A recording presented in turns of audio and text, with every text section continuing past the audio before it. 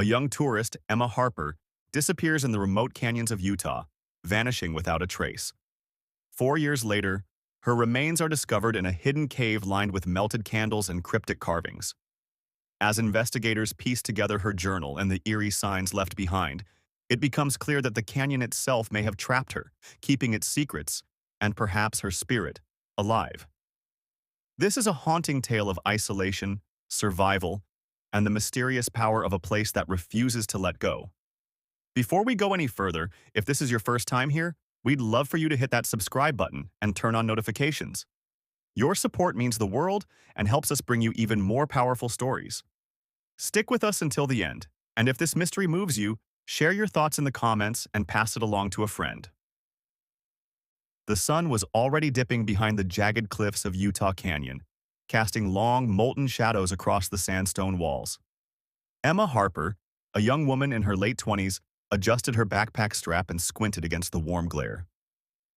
Her breath came in soft, uneven bursts, mingling with the dry canyon air that smelled faintly of dust and juniper. She paused, letting her fingers brush over the rough rock face, feeling the grit under her nails. This is something else, she whispered, mostly to herself, a smile tugging at her lips. A group of fellow tourists trailed behind, their chatter light and scattered. "You think she's crazy going up there alone?" one woman murmured to her friend, casting a wary glance at Emma as she stepped toward a narrow crevice between two towering cliffs. "Yeah, but she's always been wild," the friend replied, biting her lip. "Just don't fall, huh?" Emma laughed softly, the sound carried away by the canyon wind. She paused at the mouth of a small, shadowed cave that seemed almost swallowed by the cliffs, its darkness yawning like a secret. She glanced back at her friends, then shook her head, brushing a loose strand of hair from her face. "I'll be fine," she said, the words light but deliberate, as if convincing herself more than anyone else. The canyon swallowed her next steps. Each footfall echoed faintly, a hollow tap-tap against the rocky floor. She paused, listening, and for a moment, the world seemed suspended. The distant river murmured faintly below, mingling with the whisper of wind slipping through narrow rock passages. Emma's hand grazed the cave walls, tracing the rough edges, feeling their cold, uneven texture.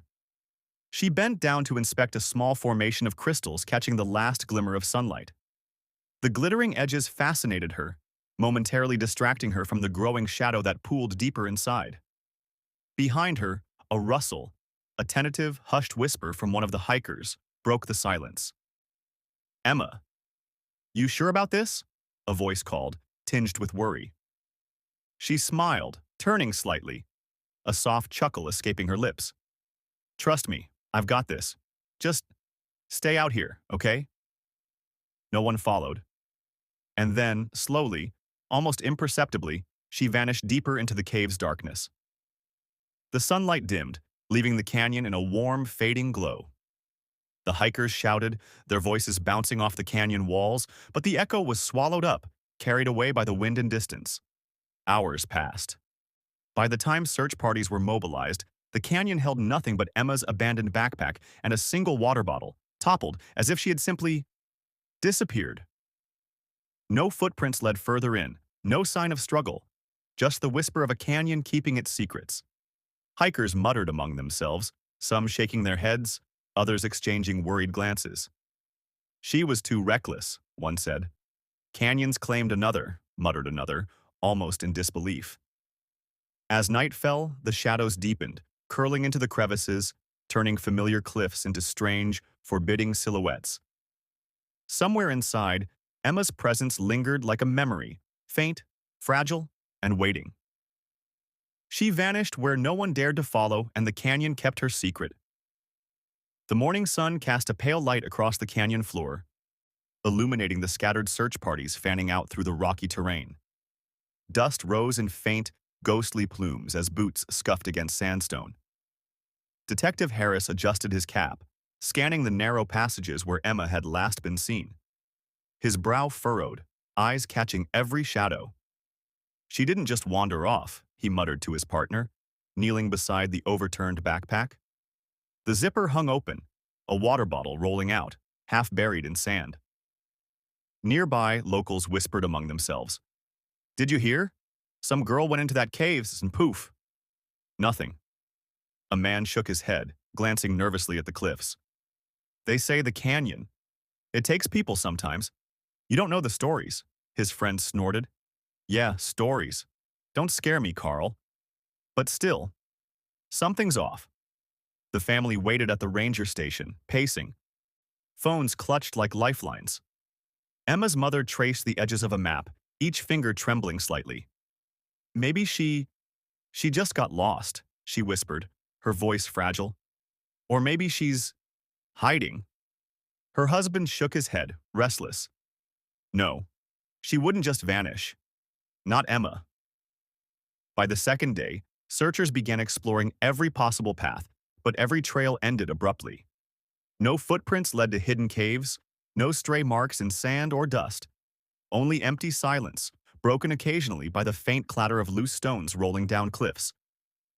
Some searchers swore they saw flickers of light, tiny, unexplainable glimmers in the deeper rock formations. They whispered to one another, hesitant, almost embarrassed by what they feared might be imagination. Private investigator Linda Crow arrived, clipboard in hand, eyes sharp. She crouched beside the scattered belongings, running gloved fingers along the straps and fabric. She left signs, she murmured to herself, voice barely audible. Someone wanted to be found. Or maybe someone didn't. Her gaze drifted to a shadowed crevice nearby. That one, she muttered, staring at the yawning darkness. Even the hiker's casual chatter took on a nervous edge. Man, I swear I saw something in there last night, one muttered to his friend while leaning against a boulder. Some glow, like candles or fire or something? His friend scoffed. Candles? In a cave? You're losing it, dude. Yet neither could shake the memory, that uneasy feeling crawling along their spines.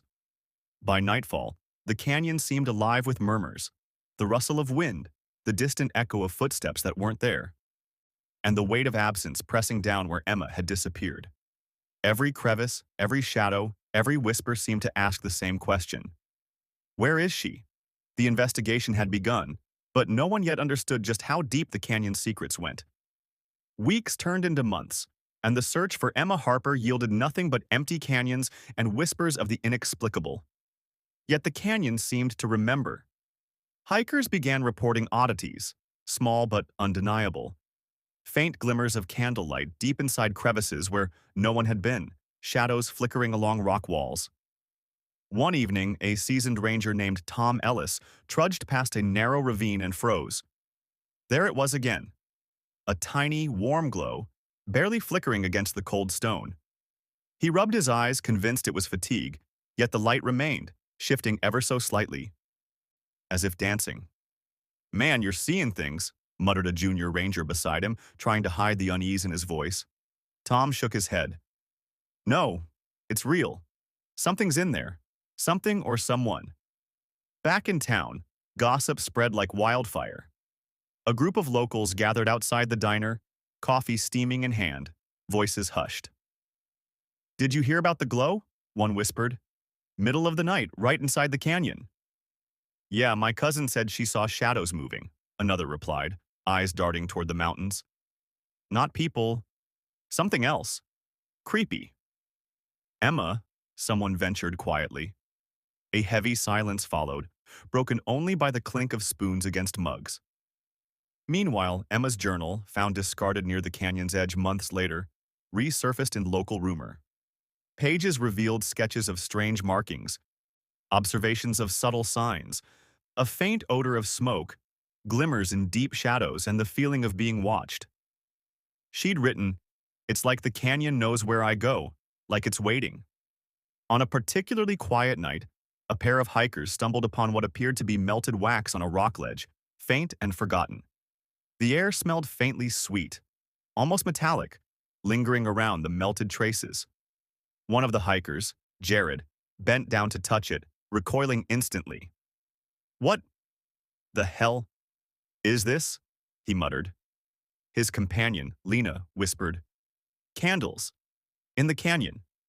Who would even Her voice died as a shadow flitted across the distant cliffside, too quick to identify, leaving both frozen in a mix of awe and fear. Ranger Tom returned the following day to investigate.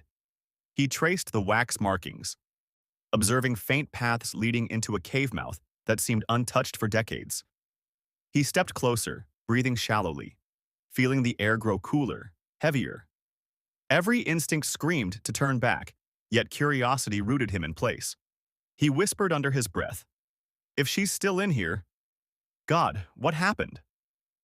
Locals began leaving offerings of small candles along safer paths, almost ritualistically, hoping to honor her presence or perhaps lure answers.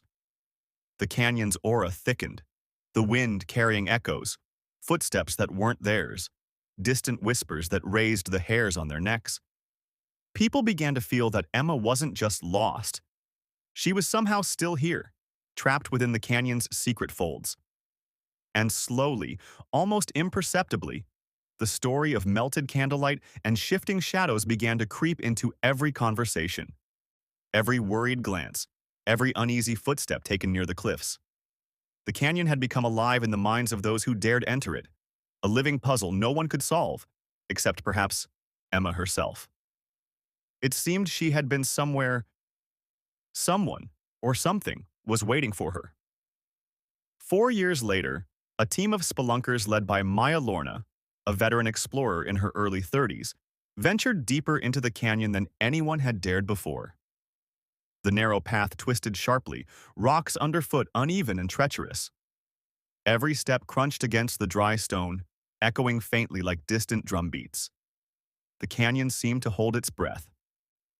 Maya paused, her gloved hand brushing against the cool, rough cave entrance partially hidden by a jagged boulder. She squinted into the darkness, a faint flicker catching her eye. What's that?" she murmured, adjusting her headlamp. Her partner, Leo, leaned close. "Looks like candlelight," he whispered. His voice trembled, though he tried to mask it. "Come on, we've got to see." Inside, the walls glowed faintly, melted wax dripping in thin rivulets along the stone. The scent of burnt wick hung faintly in the air, mingled with the earthy musk of the cave. Maya's heart pounded. Each step was cautious, deliberate, the silence broken only by the soft drip of water echoing against stone. At the center of the cavern, she froze. The remains of Emma Harper lay partially covered in debris, skeletal hands still clutching a weathered journal. Candles surrounded her in a semicircle, their wax hardened over years, creating an eerie, ritualistic pattern. Maya's fingers trembled as she carefully lifted the journal, opening it to pages filled with detailed entries, sketches of shadows, and desperate notes begging for rescue. Outside, the wind whistled through the canyon, carrying the faint echoes of the past. Leo whispered, almost reverently, She was trying to leave a trail, trying to tell us something." Maya nodded, swallowing hard, feeling the weight of the canyon pressing in on them. Each carving on the wall seemed deliberate, like warnings or messages. The flickering shadows from their headlamps danced across them, alive, almost sentient. As the spelunkers slowly documented the scene, local whispers began to make sense. Candles, shadows, faint glimmers of light reported by hikers for years. Emma's journal revealed her fear, her attempts to survive, and moments of hope that someone would find her. But most haunting were the final lines. "It's not just a cave. It's alive. It knows I'm here." The canyon had finally surrendered its secret. But even as the spelunkers exited, the faint flicker of candlelight seemed to linger, stubborn against the darkness. She wasn't just lost. She had been trapped, alone, for years. By morning, the canyon was alive with movement. Searchlights cutting through shadows, forensics teams taking careful measurements, and journalists hovering at the edges, murmuring among themselves.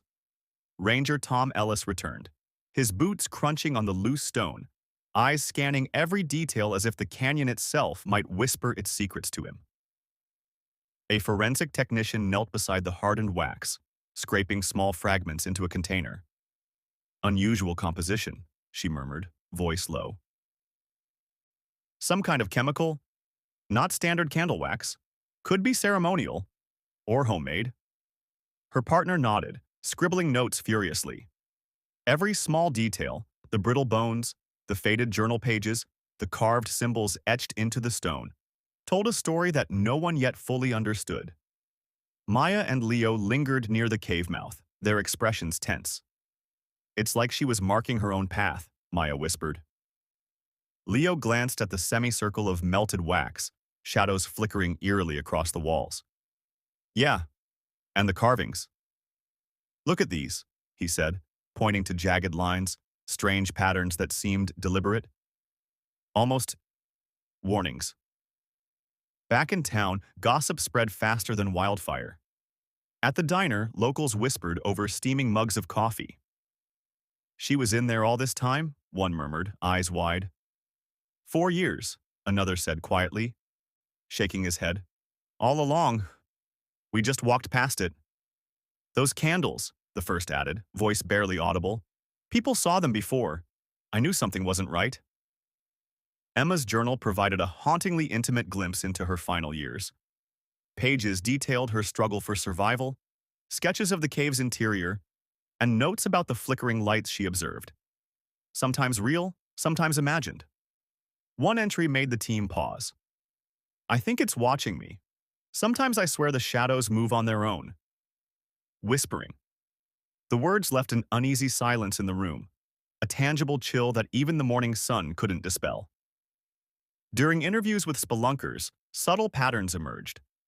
Every person who entered the cave spoke of a suffocating stillness, an almost sentient presence pressing down on them. Footsteps felt heavier. Shadows lingered longer than they should, and the faint smell of melted wax seemed to cling to clothing long after leaving the cavern. Even forensic teams felt it, an unshakable, unnerving sensation, as if the canyon itself remembered Emma and resented their intrusion.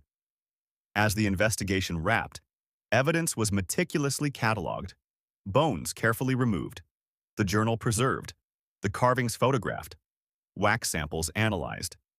Yet, despite every scientific explanation, the cave retained its aura of mystery. The canyon's presence lingered like a living entity, a silent observer of every footstep, every whispered conversation, every hurried murmur of fear or awe. Every step deeper into the cave unveiled secrets the canyon had kept for decades. Months later, the canyon had returned to its quiet, sun-baked stillness. Yet the memory of Emma Harper lingered like a shadow at the edge of every crevice.